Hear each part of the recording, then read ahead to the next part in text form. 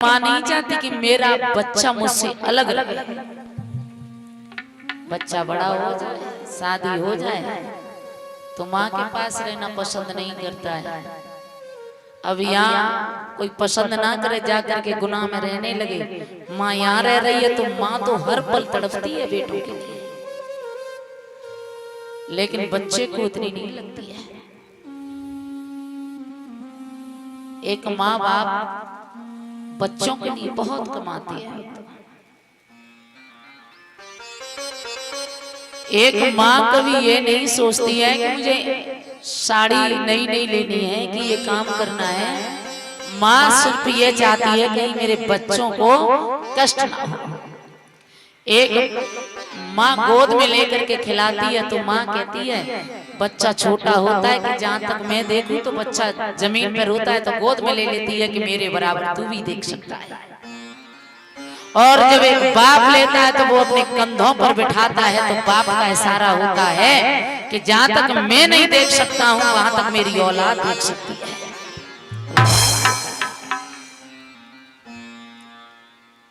माँ बड़े प्यार से बच्चों को पालती है। दर्द तो तब होता है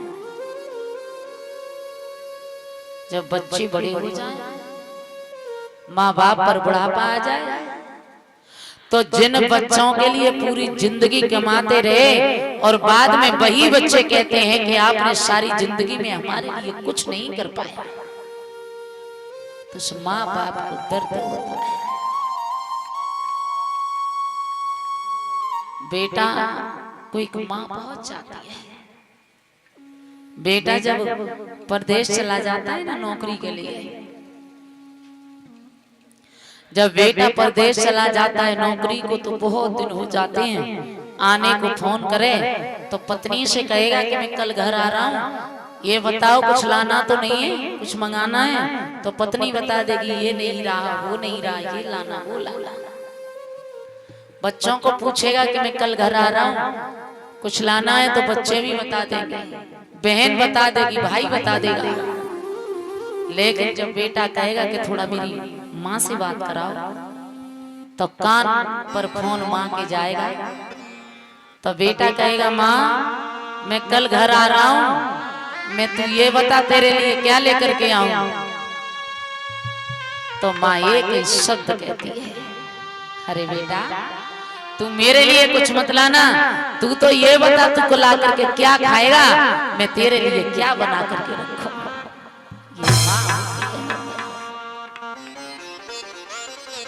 माँ की दुआ कभी खाली नहीं जाती। माँ की दुआ भगवान से भी टाली नहीं जाती।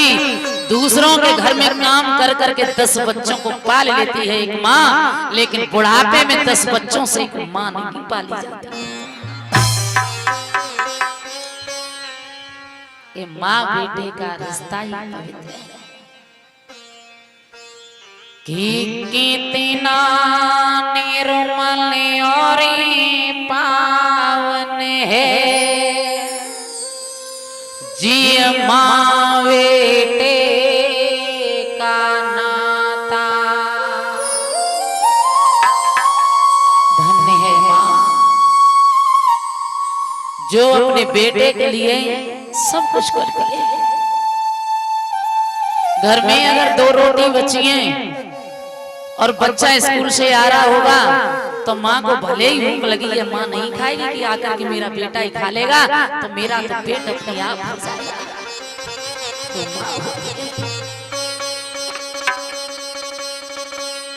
कि कितना निर्मल और पावन है जी माँ बेटे का नाता। 9 मास गर्भ में रखती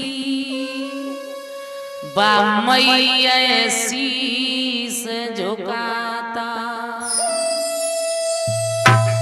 एक बेटा चाहे 1000 अच्छे कर्म करे, लेकिन अपनी माँ के प्यार के बराबर कभी माँ को खुश नहीं रख सकता। और अगर वही बेटा बड़ा होकर के माँ से कहे कि तुम थोड़ा अलग रहा करो, घर में रोजाना कलेश होता है, मेरी पत्नी आपसे लड़ती है। अगर बेटा घर में, अगर बहू आ गई, माँ बच्चे को बड़ा करती है सम्मान के साथ बच्चों कि मेरा बेटा बड़ा हो जाएगा तो मेरे सारे दुख सुख में बदल जाएंगे। जब लड़का की शादी हो जाए, घर में बहू आ जाए, तो किसी बात को लेकर के अगर झगड़ा घर में हो जाए तो लड़का जानता है कि पत्नी के आगे मेरी चल नहीं सकती है, तो लड़का फिर माँ से ही कहता है, माँ अरे तुम थोड़ा कुछ जानती नहीं हो, तुम उससे लगी रहती हो ना, आप चुप रहा करो। आज वो माँ कुछ नहीं जानती है। जब तू छोटा था तो माँ तुझे गोद में लेकर के रोटी भी बनाती थी, भैंसों का भी काम करती थी, गोबर भी डालती थी, खेतों का भी करती थी, और तुझे कभी उसने चोट नहीं लगने दी। तब वो सब कुछ जानती थी। और आज तो जवान हो गया, माँ पर बुढ़ापा आ गया, तो कहता है कि तुम कुछ नहीं जानती हो, तुम चुपचाप रहा। तो वो माँ होती है वक्त तो फिर भी गलती मान लेती है। बेटा अरे ऐसा है ना कि जब बच्चे का बिगड़े तो बड़े बूढ़े से देखा नहीं जाता, मैं इसलिए बोल देती हूँ। माँ होती है, इस माँ के प्यार की बराबरी तो दुनिया में कोई नहीं कर सकता।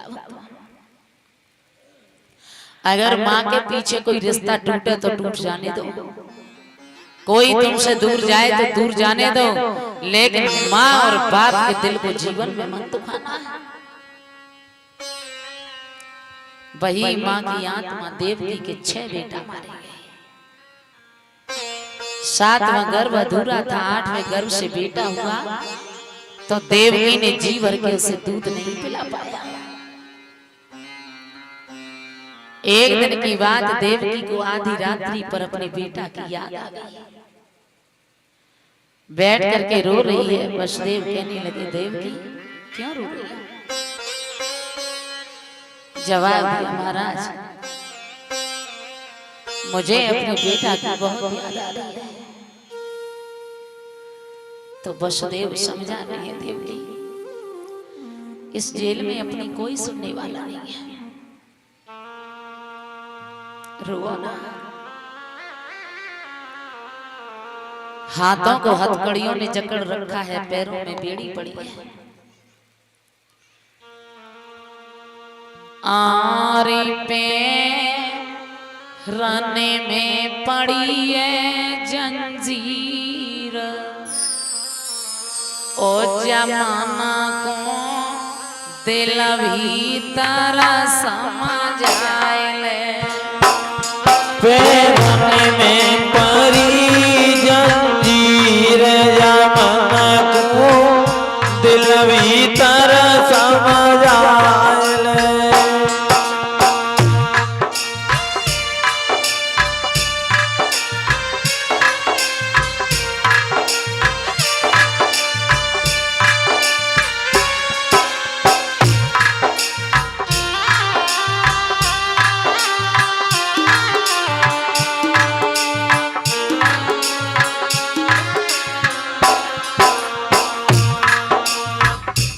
रो रहे हैं वसुदेव, समझा रही देवकी रो। हमारे कुछ अगले पिछले जन्म के कर्म ऐसे हैं जो हमें इतना कष्ट देखने को मिल रहा है। हमारी तुम्हारी कोई सुनने वाला नहीं है। देवकी ने पैर पकड़ लिए, महाराज अब ये दुख हमसे सह नहीं होते। छे बेटा मारे भैया ने, छे बेटा मारे भैया ने, छे बेटा मारे भैया ने, छे बेटा मारे भैया ने। या दिल में बंधते नए धीर, मेरे दिल में बंधते नए धीर, जमाना को दिल भीतर समझ आए। पैरन में परी जंजीर जमन को दिल भीतर समझाए।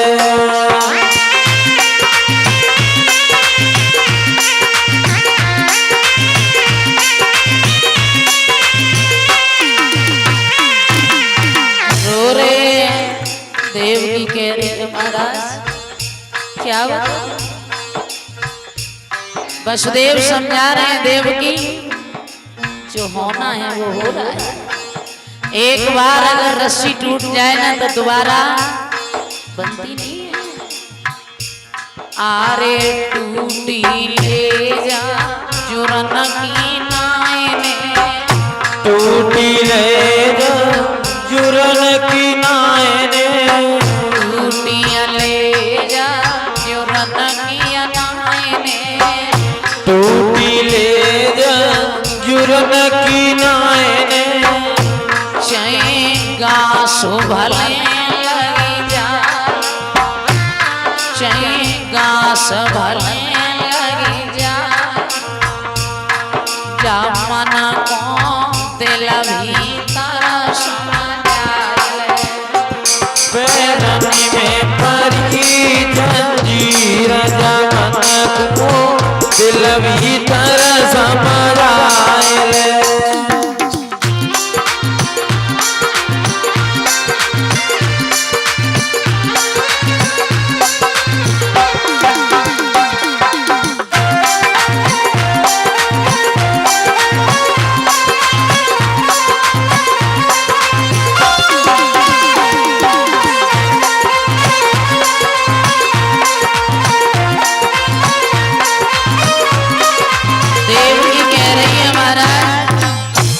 छह बेटा मारे गए कोई बात नहीं, लेकिन 8वें गर्भ से जब मेरे बेटा पैदा हुआ तो मैंने एक बार भी उसे जी भर के दूध नहीं पिला पाया।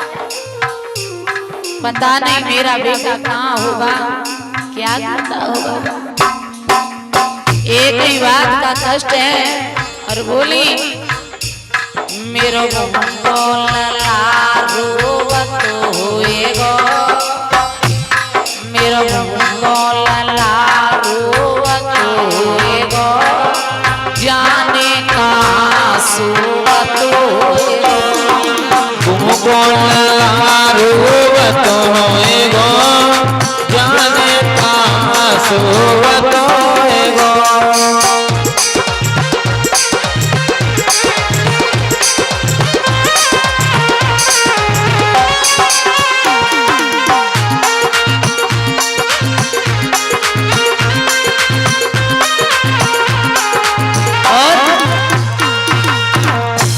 मथुरायो ते गोकुल नगर, इत मथुरायो ते गोकुल नगरी, इत मथुरायो ते गोकुल नगर, इत मथुरायो ते गोकुल नगरी। आरे इतैया कौन चितवत होएगो, बेटा इतैया कौन देखत होएगो, जाने का सोवत होएगो, रोवत होएगो, जाने का सोवत होएगो।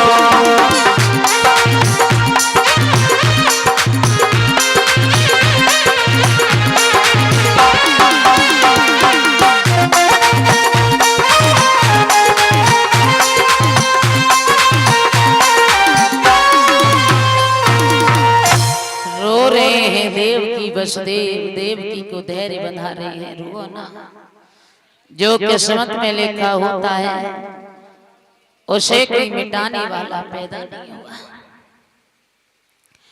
इधर देवकी रो रही है, महाराज वसुदेव समझा रहे हैं। इधर कंस बड़े बड़े दैत्यों को भेज रहा है।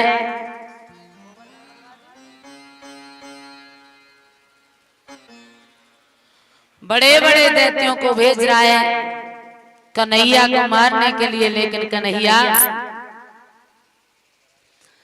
हर दैत्य को मारते जा रहे हैं। आकाशुर को भेजा, बकासुर को भेजा, पूतना को भी भेजा। ये पूतना कौन थी भक्तों? ये पूतना पूर्व जन्म में राजा बल की पुत्री रतनमाला थी महाराज। जब विष्णु भगवान वामन अंगुल का वेश धारण करके राजा बल को छलने के लिए गए थे, तो इसके मन में भगवान की सुंदरता को देख करके एक विचार आया कि अगर इतना सुंदर मेरा बेटा होता तो मैं उसे अपनी गोद में लिटा करके दूध पिलाती। तब भगवान ने कहा था रतनमाला तेरी ये इच्छा द्वापर में पूरी होगी। फिर 3 कदम में 3 लोग नाप लिए, आधा कदम बाकी रह गया। तो यही रतनमाला फिर सोचने लगी कि अगर ऐसा मेरा बेटा होता तो उसे मैं दूध की जगह विष दे करके मार देती। तो भगवान ने कहा था रतनमाला तेरी ये भी इच्छा ही पूरी होगी। वही द्वापर में आकर के पूतना बनी महाराज। पूतना को भी भेजा लेकिन पूतना भी लौट करके नहीं गई। कंस बड़ा परेशान है, क्या करूं मैं। दिन दिन बढ़ती जा रही है चिंता। इंसान को जब चिंता लग जाए ना तो चिंता ये बड़ी चिता से है, नर को निर्जीव बनाती है, मरते को चिता जलाती है, चिंता जीवित खाई जाती है। नारद जी कहने लगे कंस हम जब जब आते थे तो तुम हमेशा हमें हंसते हुए नजर आते थे, लेकिन क्या हुआ, चेहरा तो बिल्कुल उतर गया। कहने लगे जिस दिन से वो लड़की कह गई कि मेरा काल पैदा हो गया, दिन का चैन चला गया, रातों की नींद चली गई।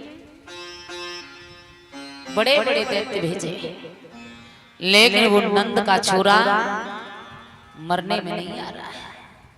कहने लगे नारद जी एक उपाय कर। कौन सा? तू ऐसा कर अपने यहाँ एक धनुष यज्ञ कराना, उसमें नीले कमल के पुष्प मंगाना और पत्र में लिख देना कि नीले कमल के पुष्प लेकर के अगर कृष्ण बलराम मेरी मथुरा में नहीं आए तो मैं सारे अहीरों को अपनी मथुरा की जेल में डलवा दूंगा। और कन्हैया हटीला है, वो लेने जाएगा पुष्प, काली देह में कालिया नाग रहता है, पानी इतना जहरीला है कि लेने जाएगा तब भी मर जाएगा, और ना लेके आए तो मथुरा में आएगा तो यहाँ मार देना। कहने लगे बड़ा अकल की बात बताई है। इधर कन्हैया जब गोकुल में थे तो बड़े बड़े दैत्य जाने लगे महाराज